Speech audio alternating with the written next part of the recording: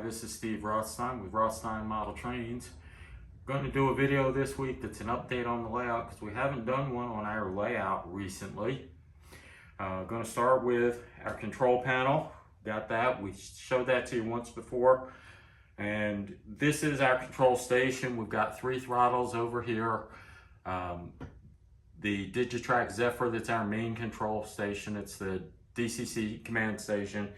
And it allows us to use the 2 Kato DC power packs as spare throttles for it. Doesn't give us the whole function, but lets you control the speed and direction of multiple trains easily that way. The layout, we're gonna start over here because I like this corner the best.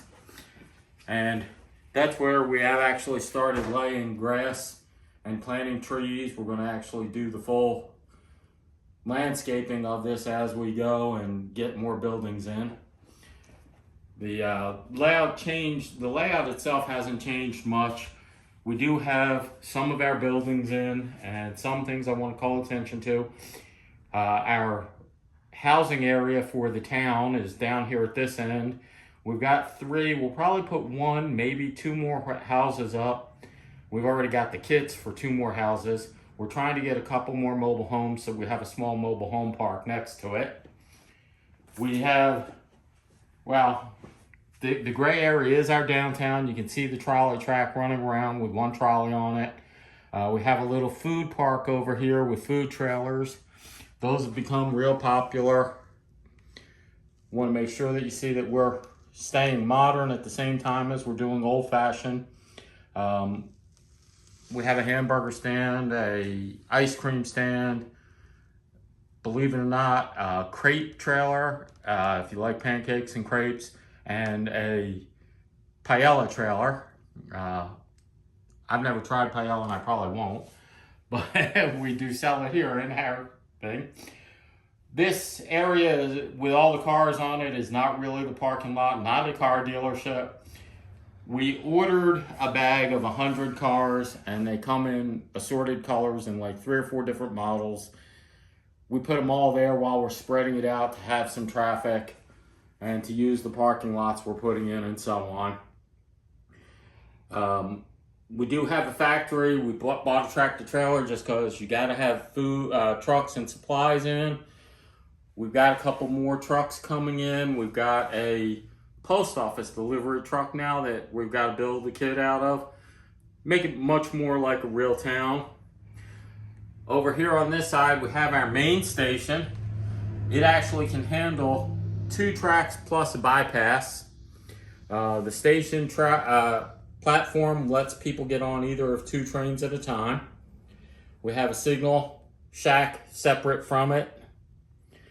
I don't know how well you can see it, but we have a yard over here for freight and servicing the trains. We've got the coaling station, so our steam engines can get more coal if they need it. We do have the kit to put diesel pumps, sanding towers, and water in so that all the trains can be serviced however they need.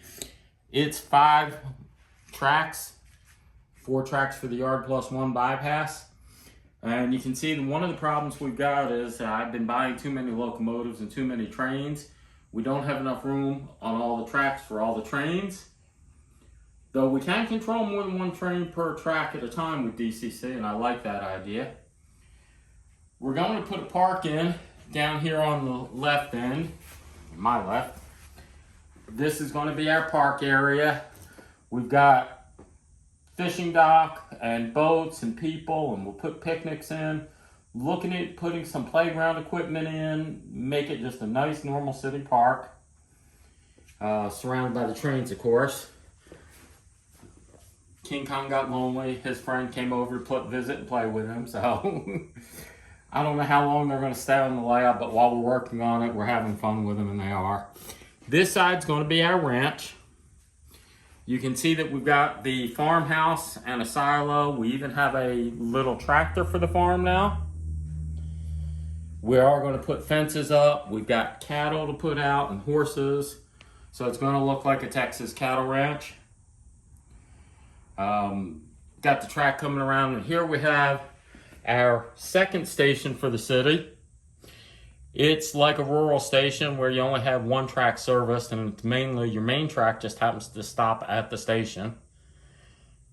But we do have that going. And the final thing we have, you can see right past the end of our trailer park here, we did put in a trolley barn where our trolleys will be able to be parked overnight or whatever. And in real life, that's what they do. Trolleys at night, when they're not being used, get taken into a big barn or parking area. And that's our layout. We have plans to put a couple of oil wells in because we're Texas. We have a Dairy Queen on order because we got to have food. And there's no small town in Texas that doesn't have its own Dairy Queen. I would put in Whataburger, but we can't find one. We are looking to put stores in the downtown area. I'm thinking right now 2 rows back to back of about 4 stores in each side and make the front of them parking lot area. We may change that as we find what we can get out there for it. But that's going to be a commercial area. And that's going to be our layout. Some of the lessons we learned are I've got trains that are too long for the layout. They won't fit. My UP train won't fit all the passenger cars in the yard without hanging over and causing a traffic jam and blocking traffic. My Amtrak train is the same way. It won't even fit into the station all the way if I run all the cars. Of course, the good news on that is I don't have to run all the cars.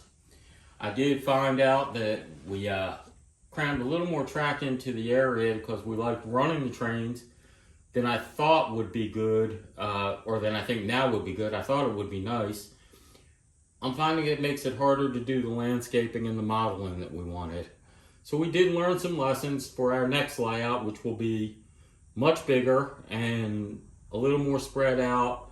Let me run longer trains because we both want to run some fairly long freight trains. We're going to have fun. But that's our layout. I thank you for following along, and I hope you enjoy it. Thank you.